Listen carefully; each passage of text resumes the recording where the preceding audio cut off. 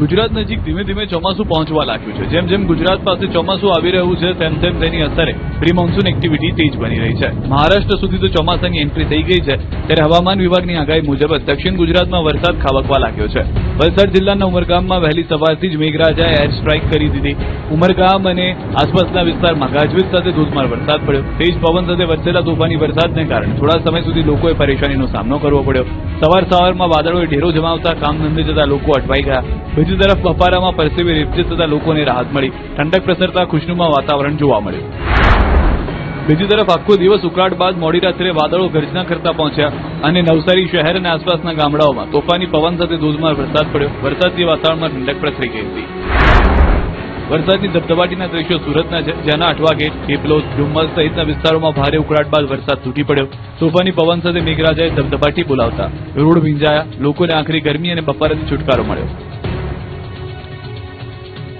16 જૂન સુધી ગુજરાતમાં ગાજવીજ સાથે વરસાદની આગાહી।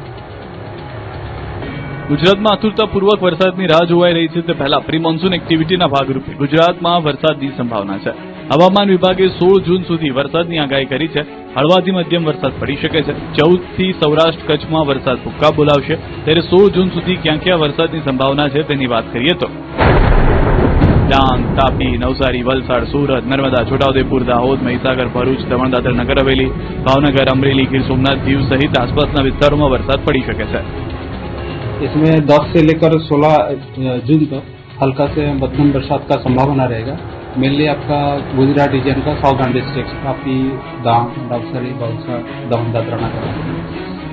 अगले 3 दिन तो ऐसे रहेगा। उसके आगे थोड़ा सा बरसात और भी ज्यादा एरिया में हल्का सा मध्यम बरसात का संभावना बढ़ेगा गुजरात रीजन में।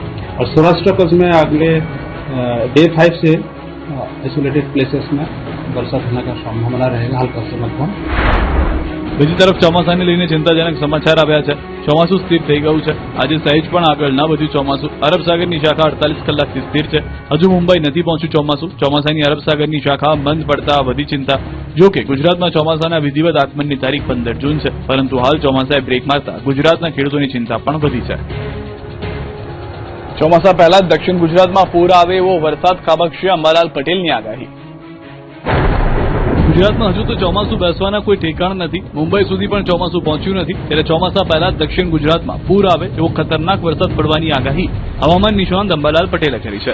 તેમના મતે 23 થી 26 જૂન વચ્ચે ભારે વરસાદ પડી શકે। દક્ષિણ ગુજરાતમાં પૂર આવવાની શક્યતા છે।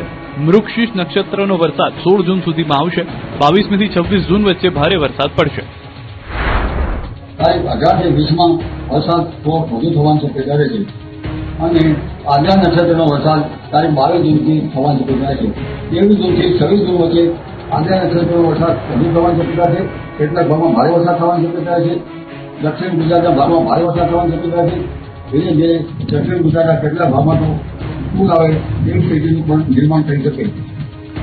શાળાઓ, કોર્ટ, એરપોર્ટ બાદ સીએમઓ ઓફિસ અને અમદાવાદ કોર્પોરેશનને ઉડાવી દેવાની ધમકી મળતા ખળભળાટ।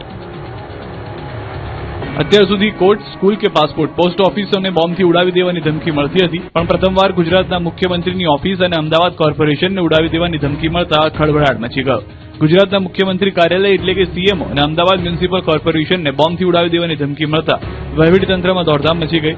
મોડી રાત્રે મળેલા એક ધમકીભર્યા ઈમેલમાં બંને મહત્વની સંસ્થાઓને નિશાન બનાવવાનો ઉલ્લેખ કરવામાં આવ્યો, જેથી સંબંધિત વિભાગોને જાણ કરવામાં આવી અને સુરક્ષા એજન્સીઓ તાત્કાલિક હરકતમાં આવી ગઈ।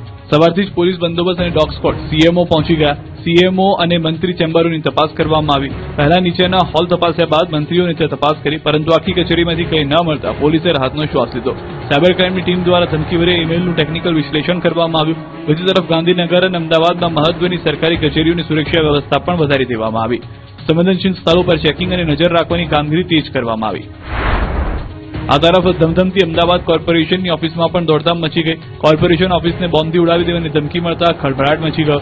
ધમકીભર્યા ઈમેલ મળતા જ આખી ઓફિસ ખાલી કરાવી નાખી હતી। તમામ સ્ટાફ અને અરજદારો પરિસરમાં એકત્ર થઈ ગયા હતા। પોલીસની ટીમે કોર્પોરેશન ઓફિસ પર કબજો લઈને મેયર, સ્ટેન્ડિંગ કમિટીના ચેરમેન પણ કોર્પોરેશન ઓફિસે તપાસ આદરી હતી, જોકે કંઈ શંકાસ્પદ મળી આવ્યું નથી। બોમ્બ સ્ક્વોડની ટીમ દ્વારા તપાસ કરતા કોઈ શંકાસ્પદ વસ્તુ મળી નથી, જે બાદ તંત્રએ રાહતનો શ્વાસ લીધો। બીજી તરફ 17 ડિસેમ્બરથી 18 માર્ચ 2026 સુધીમાં ગુજરાતમાં બોમ્બથી ઉડાવી દેવાની 9 ઘટના બની છે, જે ધમકીઓ નીકળી, જેમાં અમદાવાદ, વડોદરા, ગાંધીનગરની શાળાઓ, અમદાવાદ સિટી અને civil sessions court, Gujarat high court સહિત કેટલાક જિલ્લાની court, Ahmedabad airport, passport office, post office, વડોદરાની પારુલ યુનિવર્સિટી અને ગુજરાત વિધાનસભાને ઉડાવી દેવાની ધમકીઓ મળી ચૂકી છે. સુરતના ભૂતિયા ડિમોલિશનને લઈને 11 દિવસે તપાસ કમિટીની રચના. સુરતમાં ગત 29 અને 30 મેના રોજ વેડ દરવાજા પાસે આવેલા વર્ષો જૂના નાસિરનગર વિસ્તારમાં ભારે પોલીસ બંદોબસ્ત સાથે 100 જેટલા મકાનનું ડિમોલિશન કરવામાં આવ્યું હતું. જોકે આ ડિમોલિશન ગુજરાતના ઇતિહાસનું સૌથી રહસ્યમય ડિમોલિશન ગણાવી શકાય એવું છે. સસ્પેન્સ ફિલ્મને આંટી મારે એવા રહસ્યના તાણાવાણા ગૂંથાયેલા છે. આ પ્રકરણમાં નવો ખુલાસો થયો. બિલ્ડરને ફાયદો કરાવવા મનપાએ ડિમોલિશન કર્યાના પુરાવા સામે આવ્યા. બિલ્ડરના પ્રોજેક્ટ અને મેઇન રોડ પર આવેલી ગેસ એજન્સી વચ્ચે રસ્તાના હોવાને લઈને આ ઝૂંપડાનું ડિમોલિશન કરી રસ્તો બનાવવા માટે ડિમોલિશન કરવામાં આવ્યું હોવાનો દાવો છે. રસ્તો ન આવવાથી બિલ્ડરને પ્રોજેક્ટનું સર્ટિફિકેટ ન મળતા આખો ખેલ રચાયો હોવાની થઈ છે ચર્ચા, જેની વચ્ચે મનપાના અધિકારીઓ અને પોલીસના જુઠ્ઠાણાનો પર્દાફાશ થયો છે. સીસીટીવી ફૂટેજમાં સુરત એસઓજી પોલીસ ડિમોલિશન સમયે સ્થળ પર હાજર હોવાનું સ્પષ્ટ થયું છે. બીજી તરફ આ મામલે હવે અધિકારીઓ અને મોટા માથાઓને બચાવવાનો ખેલ શરૂ થયો છે. ડિમોલિશનના 13 દિવસ બાદ નાસિરનગર તોફાનીઓની વસાહત હોવાનું સાબિત કરવાનો પ્રયાસ શરૂ થયો છે.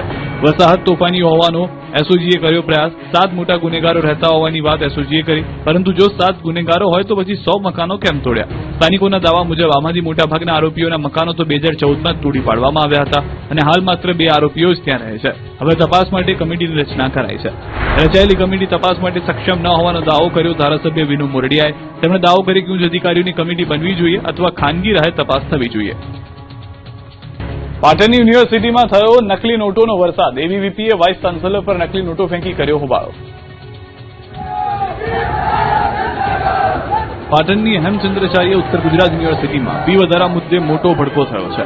યુનિવર્સિટી દ્વારા 15% જેટલો તોતિંગ ફી વધારો ઝીકવામાં આવતા એબીવીપીના કાર્યકરોએ ભારે હોબાળો મચાવ્યો.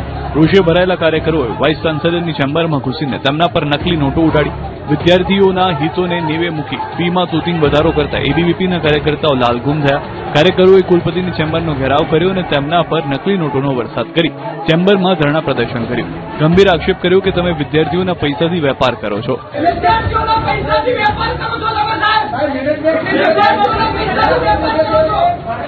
વિરોધને ડામવા યુનિવર્સિટીમાં ચુસ્ત પોલીસ બંદોબસ્ત ગોઠવી દેવામાં આવ્યો.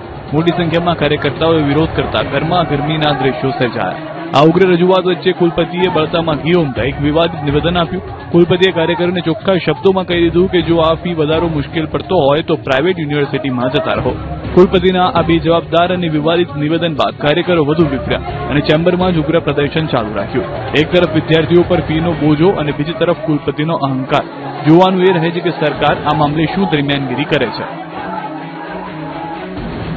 જો કે આ વિવાદનો અંત આવી ચૂક્યો છે અને 15% જે ફી વધારો હતો તે પરત કરી લેવામાં આવ્યો છે. અને સમાચાર પર નજર કરીએ. સોનગઢની શાકભાજી માર્કેટ જંગના મેદાનમાં ફેરવાય તો અમદાવાદમાં આરોપીએ પેરોલ પર છૂટી આતંક મચાવ્યો. મારામારી, ઝપાઝપી, લોકોના ટોળા અને અફરાતફરીના દ્રશ્યો તાપીના સોનગઢ શાક માર્કેટના છે. ક્રિકેટના મેદાનમાં થયેલો ઝઘડો છેક શાક માર્કેટ સુધી પહોંચી ગયો. વાત એમ છે કે સોનગઢમાં ક્રિકેટ મેચ દરમિયાન 2 જૂથ વચ્ચે બબાલ થઈ. બંને જૂથ કોઈ બાબતે ઝઘડી પડ્યા. વાતચીતથી શરૂ થયેલો મામલો છેક મારામારી સુધી પહોંચી ગયો. લોકોના ટોળા લાકડીના ફટકા સાથે મારામારી કરવા લાગ્યા હતા. હુમલો કરતા કરતા શાક માર્કેટમાં પહોંચ્યા. થોડી વાર માટે તો શાક માર્કેટ જંગના મેદાનમાં પરિવર્તિત થઈ ગયું. મારામારીના કારણે લોકોના ટોળા એકત્રિત થઈ ગયા. વિડીયો વાયરલ થતા સોનગઢ પોલીસે વિડીયોના આધારે 3 યુવકની અટકાયત કરી.